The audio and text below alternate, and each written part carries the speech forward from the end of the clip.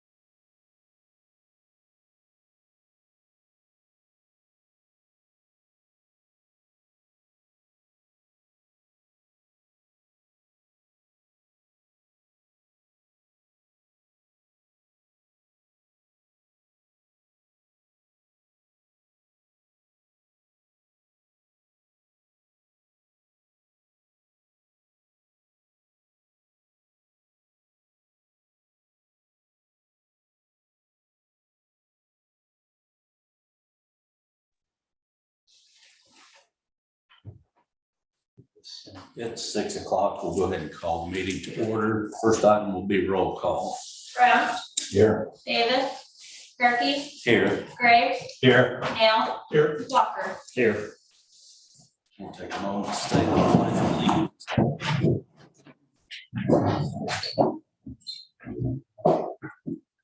I Pledge allegiance to the flag of the United States of America and to the republic for which it stands, one nation, under God, indivisible, with liberty and justice for all. Everyone can take a moment of silence as a reminder.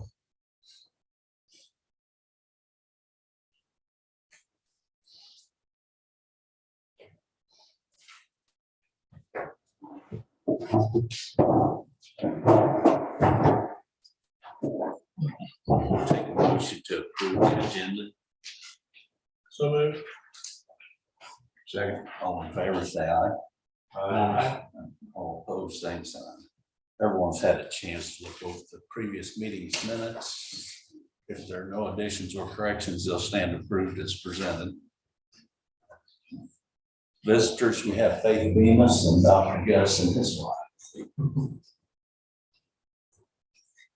There was no public comment sent in. So move on to the officers' report, chief's report. Good evening, everybody. Let's see. Should have in front of you the call numbers for last month.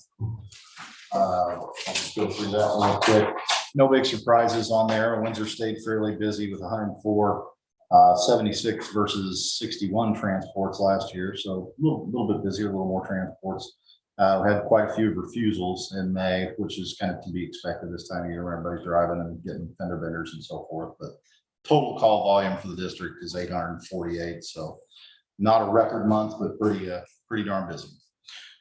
Any question? Oh, the status level 0, I updated April and May in there. I didn't have the April numbers available last time. We did have so several down in Windsor where there was only one truck available, so that's why that high number. Didn't miss any calls. No poor outcomes there. Just going down to no trucks available 23 times. Let's see. Another unit creeps into the yellow. That's unit 4, which is a 2019 AEV with 152,000 miles on it. No surprises there, though. Everything's just kind of increasing gradually. Operational changes. We did do some changes to transfer and standby rotations, which don't affect quality or quantity of service. It's basically just to even things out with the crews and so forth. No major pending equipment issues. We did have, as I wrote this, that was pending our 10-year anniversary celebration on June 10th at the college. That went over great. We had a very good turnout. We had, forget how many big round tables out there, and they were pretty full all day until we left. So did have some food left over. Didn't have to sit around long though before it also disappeared. So very good. Thanks for the support in that. And like I said, I believe the general public really enjoyed it. We had a lot of people that stopped over at the balloon event, stopped by and see us as well. So it did bring some foot traffic in. And the weather pretty well cooperated for us, so can't complain. The Balloon Kiting Festival, we had no major events there. I don't believe we transported anybody off the ground, but we had units out there. We had the units staged out there, Buffalo Hospitals out there, and then some of the crews rotated in as well, just to go out and kind of see the stuff and support the activity. So I haven't heard any numbers on their turnout, but it seemed like it was very good. The SEMA exercise is something Tricia Ruda over at EMA, Pettis County EMA, has been planning. This is a virtual regional exercise involving essentially all the first responders, law enforcement, fire, and EMS, as well as a little bit of communication center and the EMA's emergency operations center. And that's over the procurement of certain pharmaceutical supplies that would be in response to a chemical spill or attack or something of that effect. So nerve agents and whatnot. EMS week. I got an update from Assistant Chief Pennington while I was out on vacation. He said EMS week went great. A lot of food every day. No one went hungry. In fact, we all gained 10 pounds, I think. So Mayor Dawson did a proclamation for EMS week as well. That's kind of been a tradition. We've got the newest one hanging outside my office across the street, so that's nice. We did get some power washing done. We had a lot of mildew, mold, just green funk on the building. So we did have those. Made a nice difference. Hopefully that was nothing major. Good. That was the education building and HQ across the street. June classes. Justin's been working on geriatric education for EMS. We've been doing that for, I want to say, about 5, possibly 6 years. That's a very good focus class for our geriatric population. There's a lot of different considerations that don't fall under normal adult protocols. So we pretty much tailor that entire class for our elderly community. And there's more information on there. They've got NAMT puts this class on, or sponsors it, as well as several other classes that we do here, such as safety and some other courses, that alphabet soup classes like this, I call them. But Jim's has been particularly nice because it is kind of specialized, and a lot of times they get neglected. That care and specificity to the care they need is often overlooked. So Justin does a great job of bringing that in-house. The 2 backline transits, and this is probably going to have to go on a later agenda, but I wanted to kind of let everybody know what was going on with those. Unit 8 went over, and the plan all along with these transits was to get each of them looked at, evaluate, see, what kind of shape they're in, if they're kind of in the end of their service life. The news wasn't great. We knew that 8 was having problems, but we found it to have a defective turbo. To just fix that problem is $5,000. And that's not to say that's going to be the only problem, but that's the only major problem right now with it that we could find right off the bat. We thought 9 was going to be cheaper. Turns out it's got more stuff wrong with it, and it's got some precursors to turbo failure. So it's got not only eventually the turbo, but several other high dollar items, and it would actually be more expensive. Again, I don't have a lot of information on that now, but that's kind of where we're at with those units. Just to digress a little, we've took the old Medic 1, I think we're calling it Medic 13 right now, or Medic 0.5, whatever you want to call it. It's not in the official rotation, but it's the one that's been sitting out State for Fire on the fairgrounds. We've talked about possibly putting it back in service. It's completely on stock now. It's a purely reserve truck.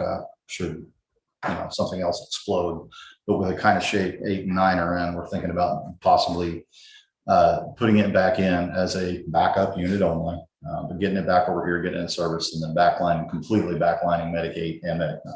I just don't personally think either of them is worth pouring a lot of money into. They're both single. They doesn't have dualies on the back, so they're basically just a van, and they're disposable ambulance. There's nothing to be remounted on them. They're just not a real high quality. They're a churn them out type ambulance. They're good for intercity transfers and whatnot, but they're not reliable for going down the highway. And obviously they have, with as many miles as are on, pretty close, 8 and 9, both have, there are both highest mileage units with around 185,000 each. So a lot of high miles, a lot of pouring good money after bad if we do much to fix them, in my opinion. The reason I bring it up is we had talked in the past about possibly keeping one of those units to help whenever we finally get approved to get that mule. I don't know if they're even going to live for that, but I think Medic 1, the old Medic 1, might be a good candidate for that. So that's something I think I'd like the board to consider in the future. If not talk about tonight, I just want to give everybody a heads up about Medic 8 and 9. We would not be hamstrung without units 8 and 9. Yeah, it cuts us down. It cuts us down. Like I said, if we bring one back in, that would essentially drop us down one ambulance. It's not uncommon for all 3 reserve ambulances to be being used, and that's mostly because of the routine maintenance, just scheduled appointments and whatnot. So it is cutting into that 2-to-1 ratio that we kind of need 2 units to every 1 backup unit. But at this point, like I said, I just don't think the cost would outweigh. Sorry. As an asset, what would unit 8 or 9 be valued at if sold? Very little. However, we all know that the market for used vehicles is pretty crazy right now. We had one that we anticipated, I think, getting about 3,000 or 4,000 for, and it ended up bringing 18,000. Now that was a full-size box type ambulance. So I honestly don't know what the transits would be worth. I haven't been able to talk to AV. Can't do anything with them, so they won't take them back. We just have to sell it on gun deals or something like that. What is the used ambulance market like for us to pick up someone else's used ambulance? Right now it's awful, just because of the last 3 years and the slow rate of, what was taking us 4 months on ordering an ambulance is now taking us a year and a half. So all of those used ones got taken up like hotcakes. So even these the would remounts probably bring more money then? possibly, yeah. The difference I think it'd be between, worth selling. the difference between selling these 2 and buying a sound replacement used, would that be equal or more than the cost of repairing these 2? Far more, yeah. Even the used ones, you're looking at a full mod box, probably around 160,000 for a remount. That's on the low end of things. They're not much cheaper than the full size units right now, just because the demand is so high. So ours are worth nothing, everybody else's are worth a lot. Yeah. If you're selling, it's a seller's market. Generally, I don't know that any of our ambulances have ever been put back into service as ambulances. We peel all the emergency functions off the lights and the stickers off the sides of Star Life. And as you see around Sedalia, a lot of pool guys, a lot of handymen buy them for their great, utility truck and just reach their end of service for emergency services. And could we not get a 3/4 ton pickup to pull that trailer and mule around? Yeah, I mean, we've got other things that will pull that around for sure. I think the additional purpose for it was going to be for training and as well as PR events. Would have been nice to have that, but eventually we can still do that with Sounds some. like we might need it more here. Yeah, it's going to be needed for service for sure. Absolutely. If we pull 8 and 9 out without fixing them, it would definitely correct.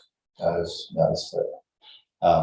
Eventually though, when things get caught up, I didn't say if, when things get caught up, we'll probably, I think it would be just as good an option to keep one in service as it would be either of those. So at this point, we're kind of up against the wall right now. So like I said, mostly just wanted to inform the board of that tonight. Maybe have some more numbers if we're interested in just finding out what they're going to cost to fix them. If we absolutely have to, for whatever reason, catastrophic failure or a wreck or some of that effect. I think I'd still like to have those numbers on hand just in case we do anything. But we're not paying anything to this stuff. Let's see, where else? Well, it was back in service, the motor replaced up there. That was in the one we took up to Warrensburg just to get it in quickly. All of the auto supply or auto mechanic places are just swamped right now. It's really hard to get in. So we've been kind of doing some shopping in order to keep things moving. We are expecting, this is not a crystal ball, this is my best guess, AEV to be, the new unit from AEV to be early to mid fall. So I'm thinking maybe September-ish. But, well, don't really have any more information other than that, as we're saying that the third, fourth quarter. And I'll update more on ETA as we get closer. Once it starts moving down the line, we can start getting a little more accurate ETA as to when it's going to be here. Unit 10, and this was just a standard repair I put in here just because it was a little bit expensive. Had a rear AC blower motor replaced and it's in service. The AC units on these units, for what it's worth, are all cheaper to fix typically because they're mounted on the front of the truck rather than having to dig into like I said, the bulkhead of the ambulance. Stuff are efficient. Now everything's just plug and play, pull it out right there for a reefer truck. So that's one of the benefits of those trucks as well. But it went in no problem. We did have another door strike. The middle bay, there's 1, 2, 3, 4, 5, 6 bays in the large bay across the street. The truck that sits in the middle is generally one that's out of service because we don't have a door for every truck. So no matter what you do, you're bobbing and weaving over there. The middle truck has to turn out at an acute angle and it caught the door. That's long story short, it caught the door. And door trim's already been replaced. There is some cosmetic damage to the ambulance. Nothing that keeps it out of service. It's nothing horrendous, but it did happen nonetheless. Let's see.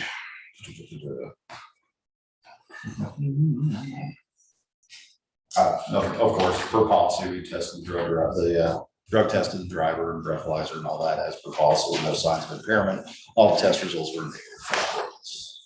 Wanted to welcome EMT Wesley Pierce to the position of equipment manager. I think we've talked about this over here before, but they really perform an invaluable service, keeping all of our high dollar items up to speed. We have preventative maintenance programs on almost all of the big stuff, but there's a lot of in-betweens. There's stair chairs, there's just routine maintenance that maybe doesn't get caught, or this power adapter, that cord maybe needs replacing. That's really what the equipment manager does. It's kind of they have to work a little bit with the supply officer. And we also have people for each shift that take part in that are going to start taking part in monthly meetings with the equipment committee. What's working, what's not, what do we need to do, what do we need to change, move this here or there. Basically just give everybody a stake in the game as to how we operate and where equipment goes and how it works and so forth. And kind of keep everybody knowledgeable about what's going on with any equipment changes as well. So welcome to Wesley Pierce. Ryan Shelton took care of that role very well. He just got out of it. No reason there. Nothing for the 5229 pending. No policy changes. Don't have any staff out on leave at this time anymore. The FMLA slate is clear for the moment. Battalion Chief Lance Dempsey. I'll end on a bad note here. Lance, I've known him since I was 15. I think we both had Mr. Graves in a class one year. He's been with the company pretty much full time since 2013. He has been moving his family over the past probably year and a half, 2 years down south towards Texas to open up a brokerage firm. Lance has followed suit. Eventually, we kind of saw that coming. But we wish him luck. He's doing offshore paramedic stuff, working on oil rigs out there, slowly stepping into retirement. So we wish him luck in his adventure in the high seas out there. And we don't have anything official opened up for replacing that BC position. It's one we do take very seriously because essentially they're the third person in charge of the district. If Roy and I are unable to do things, that's who's in charge of the whole ball game. So we're taking our time and being, very thorough, looking at job descriptions and whatnot to fill that position. So unfortunately, we lost Lance, and that's opened up a spot for a new full-time paramedic. So we'll be interviewing for that, as well as looking for a person to step into those command position roles. That is all I have on my report tonight. Yes, sir. Chemical spills, are they more likely to happen on the highway or on the train tracks? A lot of the stuff that comes through Sedalia is we focus kind of on the train tracks, as we've seen with some of the other crashes around. But we do have lots of stuff comes through town via So you have chemicals on the trains, all I actually see are the full or empty cars. Yep, there's a lot of stuff comes through town that could be potentially dangerous. Even without that, though, probably our biggest in the Midwest, of course, one of our biggest threats to safety is organophosphates that are used for crop fertilization. So those cause very serious neurological side effects. I won't get into all the disgusting symptoms that happen, but they're very violent. We have antidotes for that available, some on the truck, some in some regional pharmaceutical supply packs. But essentially, they don't keep a lot of those drugs in one place, or they don't keep those drugs staffed on every single ambulance and every single yard. They have regional stockpiles of them, so we're going through an exercise to work on procurement. Basically, I would get a call, and Roy would get a call if I wasn't available, and so on and so forth. So we're just putting the plan into action just in case. Hopefully, we never have to break the seal on that box. And then the other question I had was, you mentioned at the beginning that people in fender benders decline any kind of service. So are you saying that we offer service to any accident that we go to? Yes, yeah, we have to evaluate. If we make patient contact, we have to evaluate them. And even if they don't want us to touch them or take anything, I can still get some vital signs from just talking to you to see how fast you're breathing, see how your skin color is or your normal mentation. They have to be able to answer certain questions just in case they have a head injury. So we of course explain all the risks to them, and so we get an actual basic refusal from them and documenting that. But this time of year, a lot of officers will pull up on a rack, and if there's any doubt, they'll call us. They do a good job of mitigating, handling that, though. If they're clearly not injured, they'll tell us. We don't respond to those. So we keep us out of the scene as much as possible for obvious reasons. But Yeah, I think the public a lot of times are embarrassed from the accident. They're thinking cost, they're thinking my insurance, and they're not, they may need it, but they're not gonna, we can't force them. No, absolutely not the kidnapping business. So the crew that's on site needs to try to convince them, if they're convinced that they need help. Yeah. And they need to, so. Most lawsuits in EMS are from patient refusals. They're not from mishandling or medical errors or anything like that. They're from patient refusals. And so us not touching something on scene and somebody refuses care and it comes back. Okay. So we are very careful about that. They go through our CQI process just like every other call. We're very vigilant on patient refusals. Generally, the documentation for those is as long, if not longer, than a normal report. And we have all the tools that we need to diagnose them pretty quick. Yeah, as time goes forward, maybe someday we'll have imaging on the units for X-rays and so forth. But even those have to be interpreted by a physician. So right now, we just look at really broad-based symptoms, any altered mental status, any if they look sick, their color's off, Obviously, if there's gross deformities or lacerations, those are problems. We call them distracting injuries because sometimes you could have a cut here and you don't feel that your neck's hurt and you have a broken neck. So there's a lot of warnings and caveats that come with refusing care, but we show up and a lot of them just, they didn't need us. They didn't want us in the first place, and we'll check them out real quickly and they sign a waiver essentially and they're on our way. The last question I had, if the patient says, yeah, I do need to go, but I don't like Buffalo, I want you to take me to Warrensburg. As with any patient, they have the right to dictate what their care is, but there's logistics involved. We serve Pettis County, so we're going to probably try and take them to Bothwell. If their injuries are at a level where they have to go to a trauma center, then we have to go to a trauma center. That's state law.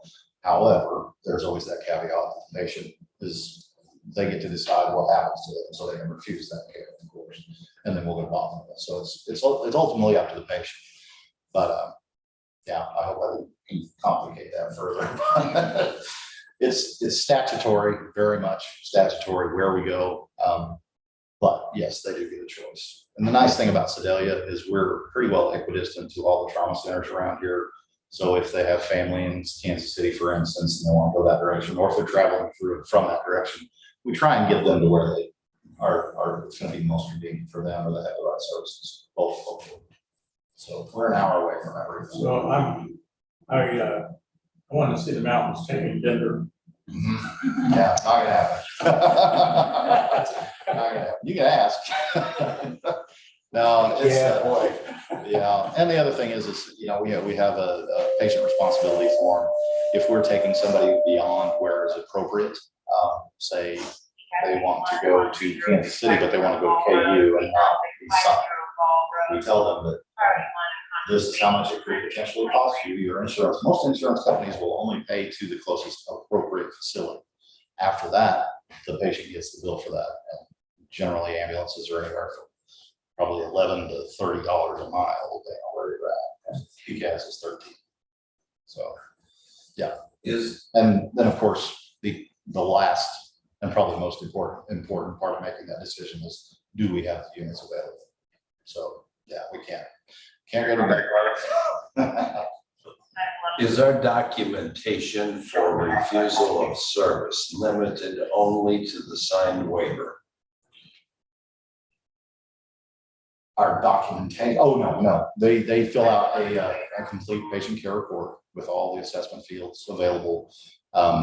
When you're talking about refusals, I'm talking about everything from chest pain to car wrecks to medical trauma, doesn't matter, both sometimes. But all we've got to prove that is their signature on the waiver form, right?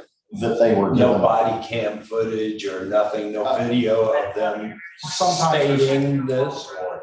Yeah, some there's typically law enforcement on scene who also make records. of Okay, that. that's what I'm wondering, how that's crosswalk with no witnesses to the.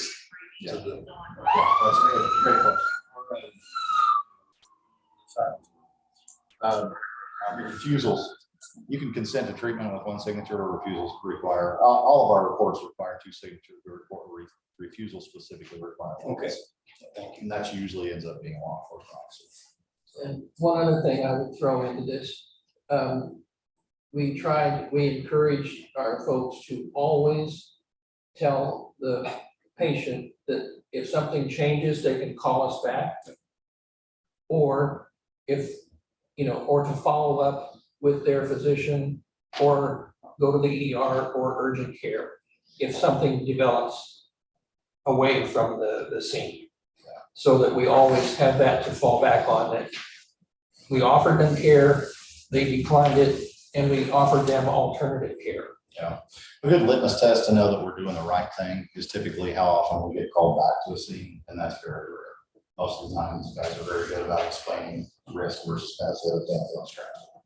And many times, the patient wants to go to the hospital, but they don't understand, there's some myths out there about, well, if I don't go by ambulance, my insurance won't pay for this or whatever from this car wreck. That's just not true at all. So there's some old myths out there that certainly take into account.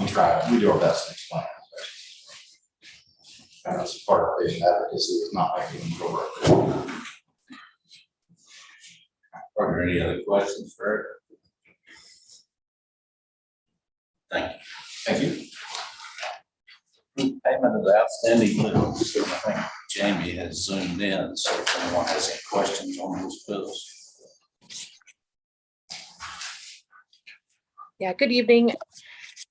I just wanted to give you a couple updates real quick before we talk about the bills. So Charlotte and I are here in Denver on Zoll billing training, and we go live July 1st. So that's just a couple weeks. And our second biller is starting the 22nd. So everything's going pretty good except for our data integration. So I'm still working with ImageTrend to get the data integrated.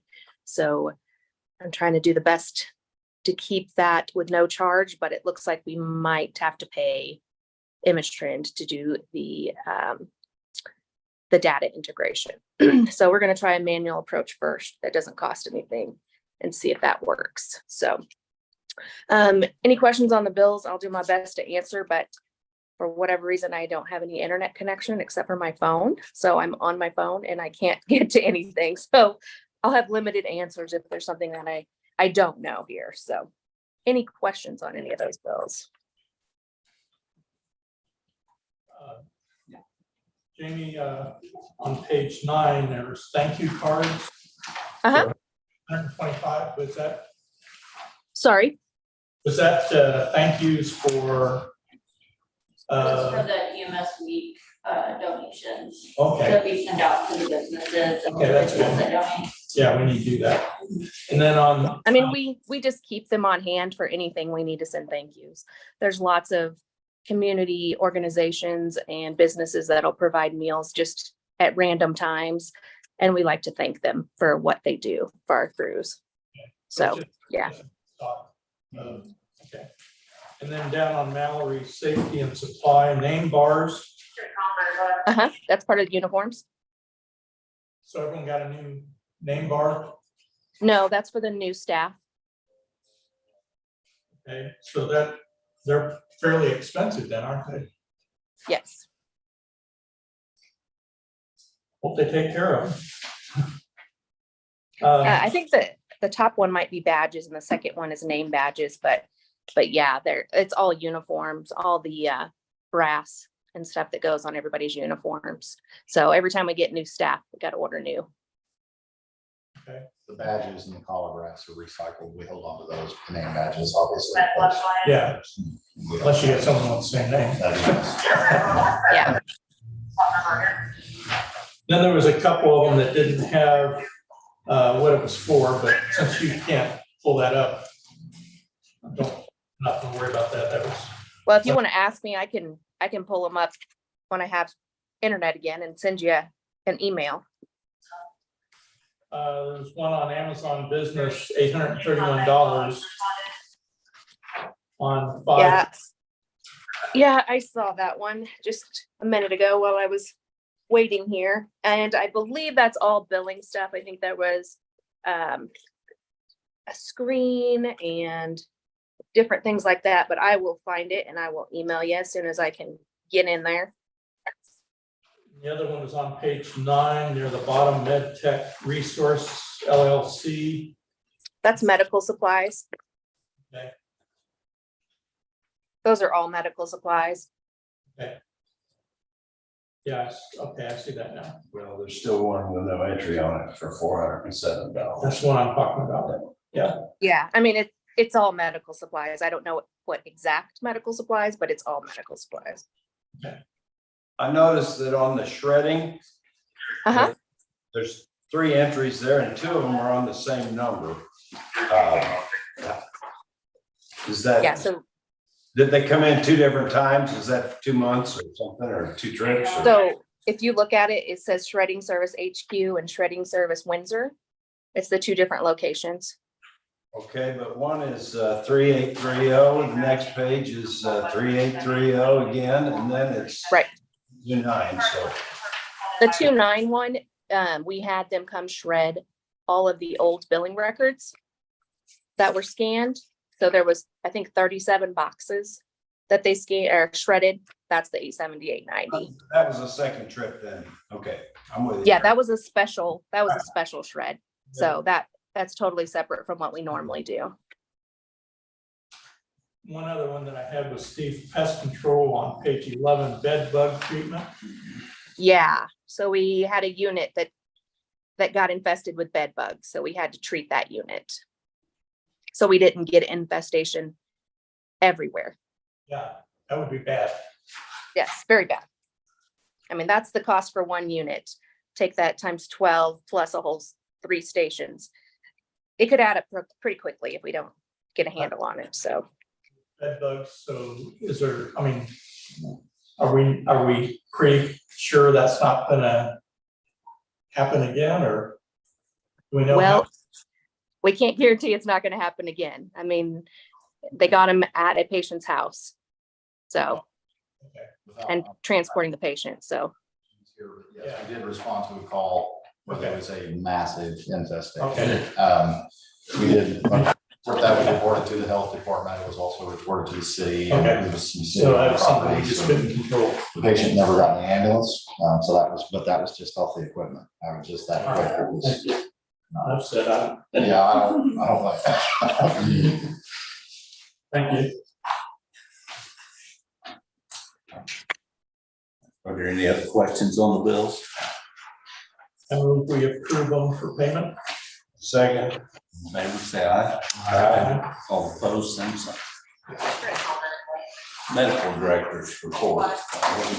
Okay, not that I want to belabor the point, but if you saw what I see in a lot of the run reports, when they describe that the conditions of the home that the patient lives in, yeah.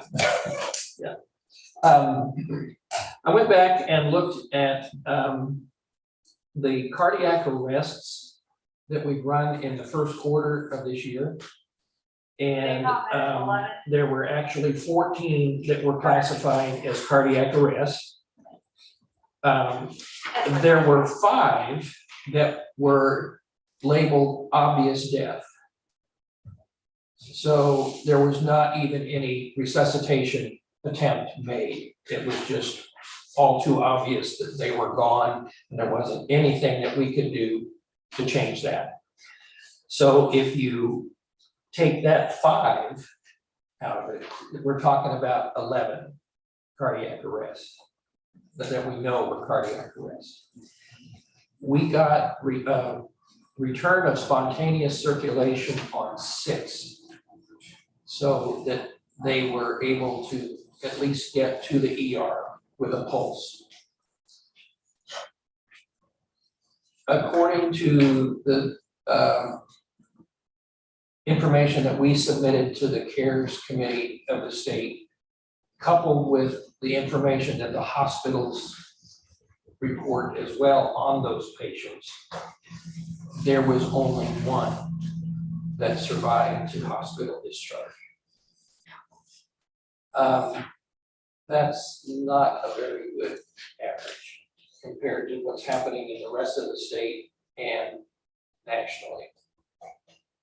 In talking with Justin, the training officer, we realized that there are factors other than what we do. Because when you look at how our guys perform, and one of the greatest assets we have is that oftentimes if fire and or PD gets to the scene first, when we walk in, they're doing chest compressions. They've got an AED on the patient, and they help us so much, and that is so important to getting a patient's survival. The biggest problem we have is on the patients that we have. We don't know how long, and they don't know how long the patient's been down. Somebody comes home from going to the store and they find somebody down, and we don't know if they've been down the whole 2 hours or within a few minutes of when they got home. And we just, those are the factors that we just can't control. But we're, Justin is, and myself as well, committed to trying to get that survival rate up, so that we're at least comparable and competitive to the state average and to the national average. Have you been in the past? We don't know, because we've only been able to start collecting data just in the last year or two. Getting the state CARES center established, and then being able to look at how we compare to other services around the state. And a lot of that too is dependent upon getting information from the hospitals on whether that patient survived a discharge or not. Sometimes that gets lost in the shuffle. So there's some that we just don't know. But I'm elated that we even have the data to start working on. And I will bring a report on the second quarter when we get that information, so that you can kind of see how we're doing, where we're headed. So much of the pregame to that is determined by the patient's attitude. Oh, I've had this chest pain for 6 months. Yeah. That's different from, I mean, Right, you don't have a chance then. right. So, okay, any other questions related to this or anything else? Okay, thank you very much. Thank you. We'll move on to unfinished business, sprinkler systems. A lot of this was done, thanks to Jamie and Roy, for working on this. I was out of town when these came through, but I can give you the short version. We were inspected by Sedalia Fire. This letter is not Sedalia Fire, being hateful or mean to us or anything. These are auto-generated letters. Anytime there's a deficiency, this is what they read like. So I wanted to make that clear, that we have a great working relationship with our local first responders as well. Yeah, it's very fact-based. Short version, when this building was remodeled for Pettis County Ambulance District in 2014, end of 2013, early 2014, they put the drop ceiling below an existing sprinkler system. So we've got sprinklers on top of the ceiling tiles. There's a couple other spots with some minor deficiencies out in the bay where they won't have the proper field of spray because of the doors, if the doors are up. So there's some minor issues, but the major issue is it's like that everywhere up front, including the sleeping quarters. The offices we're not too concerned about because, we're up there, we're gonna know if they're on fire, but the guys being asleep back there, that pains me to think what might happen. So the addition of the 5 sprinkler heads in the garage is only 3,000 of that for this mainline fire protection. We went after some numbers as far as what this was going to cost. 25,700 is main lines, bottom line to fix the whole thing. And then further back, I believe on page 19, if not 20, 19. Ideal came in and quoted just doing this 5-year internal sprinkler inspection for us, as well as a required gauge. Their labor and material to install sprinkler heads to cover underneath the garage doors is $32.75. However, and I'll have to ask Jamie about this one, the 18,700, is that separate from this 3,800? Jamie? Yeah. Oh, okay. Yeah, so 3,800 is just to comply with the deficiency notice. And then to comply with most of the deficiency notice. And then the 18,700 is to do the sprinkler heads in the offices, living quarters, bedrooms. So as a total, ideals is 22,500. and main lines was what, 27.5, 27, 25.7. And we don't have time to get a third one because our 30 days is already up. They will work with us as if we're working towards remedying this situation. If we're looking towards fixing the situation, though, that's what we're primarily concerned. So, Yeah, I don't know that there's a third company to even call. These are the two that service our area that the fire department gave us, so. Mainline did our fire inspection and then they gave us ideals information. So I don't know that there's a third to even contact.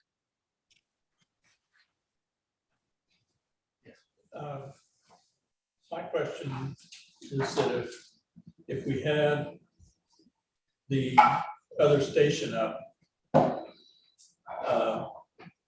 built in operation, which I know could be a couple of years, what is this gonna look like over here? Do we know that? as far as longevity, just As far as are we gonna need sprinkler, I mean, that number of bedrooms or, at the new place, no, here. I guess I'm not following. Is this a short-term fix for a long-term facility, or is this a long-term fix for a short-term facility? Option B. Unless we stay here forever. Well, but if we're Well, not some gonna portion stay of it here, will still be here. Is that- Some portion of it will still be here after the new station's built. Regardless, we have to meet code and we have to keep our people safe. So Does the 3,800 line keep our people safe and meet code? Well, the 3,800 is, nobody lives in the bay, you know, it's just ambulances out there, and if the door's open, we're away. So it doesn't cover it. It's good to have as a code, but I don't think it's gonna save lives. What saves lives is the sprinklers up front. Okay.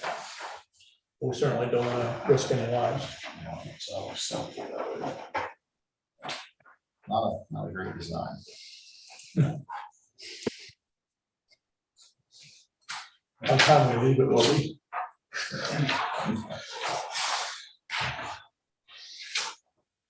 So.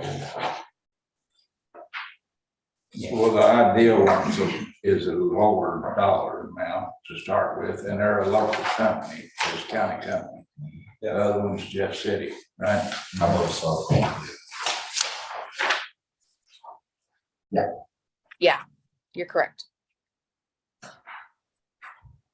Well, if we're gonna have to have it for the city, I mean, there's not an option. I make a motion to use the ideal and fix it. I second that. Is there any further discussion? If not, all in favor of using Ideal for the sprinkler system upgrade, say aye. Aye. All opposed, same sign. Do you guys want to go ahead and do the whole thing, correct? I don't know if we have a choice. Yes. Okay, I just want to make sure. So it's the 22.5. Treasury note maturity. So we had a treasury note that matured on 5/31, 352,000.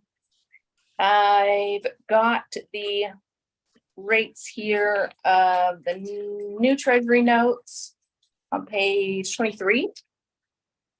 So yield to maturity at the, let me look at that again, 11/30. So that's probably about 6 months or so, I guess 5 months, is 5.154. And then if you look at what our checking accounts are getting for interest on page 26, currently, as of last Thursday, we're getting 5.25% just on our accounts. So I would recommend we just move that money out of LPL and back into our accounts that are gaining interest just at Central Bank. Where they're sitting now in the insured cash account, last time I looked at the rate, it's like 0.3%. So I think it's important we get that invested somewhere else. If we're gonna get a higher rate and not be locked into any sort of time constraints, if we put it just in our accounts. I would recommend we put that in our building fund, because that's what that money was set aside for, is the building. If you guys do decide to go with just putting it in our checking accounts. And then we can monitor the rates. And if there's a, discrepancy again, we can go back to the treasury notes, but I think for a higher rate, less trouble, less constraints, we should just put it back into central bank. And it will still be fully insured there? So yes, we have all of our accounts have pledged collateral against them. So yes, all of our money is secure. I'm good. Back failure coming. So is there a motion to move that money to our regular account? I make that motion. Second. Second. All in favor, say aye. Aye. All opposed, same sign. Since we have no new business, are there any announcements? If not, I would take a motion to adjourn the meeting. All in favor, say aye. Aye.